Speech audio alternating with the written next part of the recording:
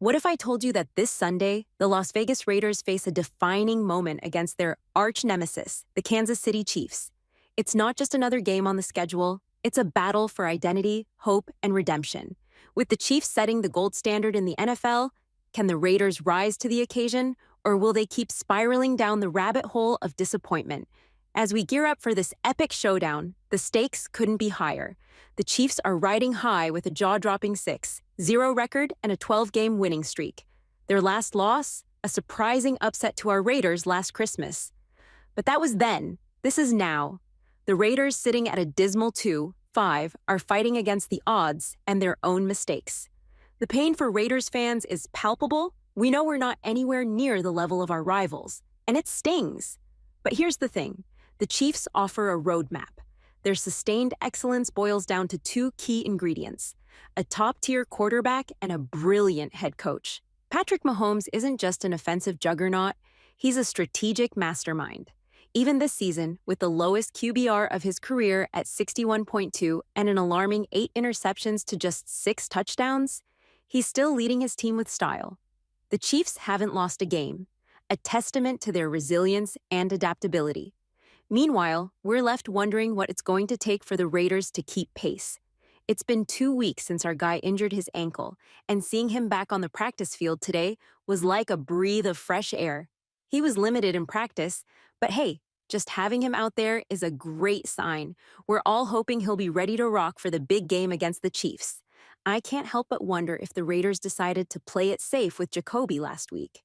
I mean, with a crucial game coming up, who can blame them?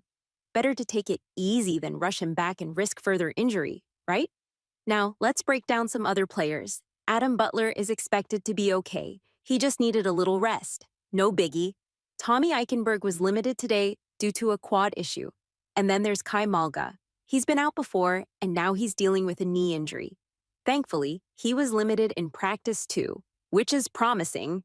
On the brighter side, Gardner and Duran were both fully participating in practice, and that's what we love to see. Now, before we get into the players who didn't participate, let's pause for a moment to shout out our sponsor.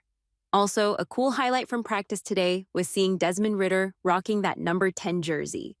It was awesome to see him back on the field. Special thanks to my buddy Mike Dixon, who snagged a fantastic video of Desmond talking about what this moment means to him. If you haven't checked it out yet, make sure to head over to my Twitter, MitchellWren365. Desmond opened up about what it meant to him to get another chance with the Raiders. He talked about family, his burning desire to prove himself, and how much he wants to show his daughter that he can succeed in the NFL. You can tell he's really passionate about this opportunity. When someone genuinely cares like that, my expectations for them rise a notch. Ritter knows that if he gets this shot and doesn't capitalize on it, it might be his last chance in the league. As a quarterback, you need to seize every opportunity, and I believe the Raiders should seriously consider starting Desmond Ritter. Not sure if that's going to happen based on today's news, but his passion is palpable, and we need that fire. With the team sitting at 2 wins and 5 losses, we need players who are all in and truly care about the game. Speaking of all in, Richard Seymour had some interesting things to say today that I can't wait to share.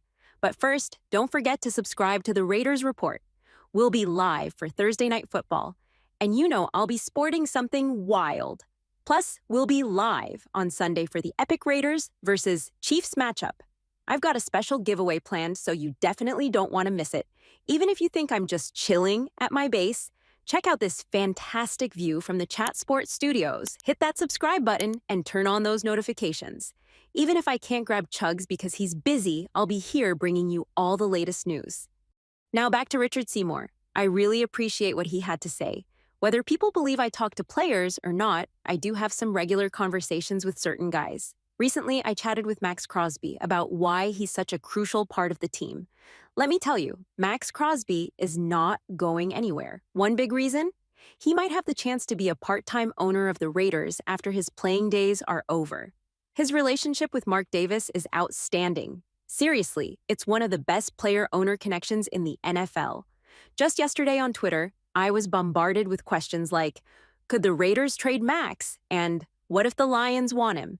So I tweeted that the only way the Raiders would even consider a trade is if something completely outrageous came along.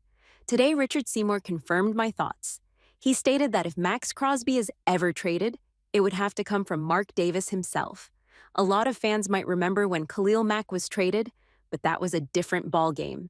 If Max got traded, I can guarantee that Tom Telesco would lose his job. Mark Davis would call him up and say, "You just traded away a player who wanted us to hire Antonio Pierce during a 2-win season," and that would be the end of that conversation. So when Richard Seymour echoed that sentiment, saying Max Crosby is not going anywhere, it felt like a relief. He said it straight up. The only way Crosby would be traded is with Mark Davis's approval. And let me tell you, Mark isn't making that move unless you throw in 4 first-round picks and maybe a couple of Pro Bowl players too. On a personal note, I'm super pumped to be heading to Vegas this weekend. I'll be flying in on Saturday morning. A ton of Raider fans have reached out, asking if we can hang out or grab a drink, and I would absolutely love that. I'm still figuring out where to go, though. Usually when I head to Vegas, it's because a restaurant or bar invites me to meet up. This time, I don't have that set up since I'm meeting someone who supports the show. So if you have any suggestions for where we should hang out, please drop them in the comments. I'm looking for a great restaurant, a Raiders party, or a bar where fellow Raiders fans gather. I want to shake some hands, share some drinks, and have an amazing time. I'm not sure where all the action is happening, and I'd love your help finding the best spots to hang out on game day. I'll be glued to every game because it's essential for us as fans to learn from this season and help build for next year. We need to analyze our free agents and make smart decisions about who to bring back. It's crucial, so make sure to tune in. And again, a huge shout out to Prize Picks for sponsoring the show. All right, let's dive into some bad news. I touched on this earlier today, but I want to make sure everyone hears it. DeAndre Hopkins has been traded to the Kansas City Chiefs. I know you've probably heard that by now, but the news about whether he would play this week was still up in the air. Today, Diana Rini reported that the expectation is for him to suit up against the Raiders. That's tough news if you're hoping for a win. I know many Raider fans are in tank mode, but I just can't bring myself to do that. If they lose, I won't be thrilled, but I'll still be there every game day, ready to support. Someone told me I was crazy for thinking Desmond Ritter could save the Raiders. Maybe I am a bit nuts, but it takes a little craziness to be a Raiders fan. As for injuries, DeAndre Hopkins is expected to play, which has me worried. There are also 3 other injuries causing concern. Harrison Bryant didn't participate today due to an elbow injury. If you remember, he got hurt last week. The Raiders signed an extra player, Trayvon Wesco, who was drafted in 2019. Interestingly, he went to a college close to where I grew up, which is a fun coincidence. I can't help but think the Raiders are keeping him around as extra injury insurance in case Bryant can't play. We need to maximize those receiving yards, right? Let's make sure we go for it. Since I already picked Bowers, I can't choose him for a touchdown catch, so now I'm deciding between a Trey Tucker touchdown, Jacobi Meyers touchdown, Daniel Carlson kicking 2 field goals, or an Alexander Madison touchdown. Honestly, I'm leaning toward 2 field goals from Daniel Carlson. I know it's been a frustrating season for fans, especially with AP expressing some disappointment. If you're not feeling it, maybe you're not a true fan. But I'm committed to watching every game. It's crucial for us as Raiders fans to learn from this season to improve for next year. We have to build our roster wisely, considering the free agents we have. So let's support the team. I really hope Harrison Bryant can play this week. Speaking of the practice squad, I'd love to see Terrace Marshall get some action after the bye week. That would be exciting. Another concern is Colt Miller, who is still dealing with a shoulder injury. He's been improving, and we need him on the field. I've heard from someone inside the team that we might see more 6 offensive line fronts. They want to control the edge and double-team Chris Jones. This makes sense since our offensive line has been struggling. I believe in JPJ, but he's got a tough job against Chris Jones. Did you see what he did? He honored Brock Bowers' moment in that game last week. It was impressive. I genuinely feel this offense can improve with time, especially once our running backs step up and show their potential. Before we wrap this up, I have one last question. What do you all think of our chances against the Chiefs? Are you feeling confident? I'll be back on Sunday night for the post-game show to discuss the game, so make sure to join me. Let's keep the energy high, Raiders Nation. And there you have it. Thanks for tuning in to today's update. Don't forget to hit that subscribe button and drop a comment below with your predictions for the Raiders versus Chiefs game. I can't wait to hear your thoughts and see you all on Sunday. Let's go, Raiders!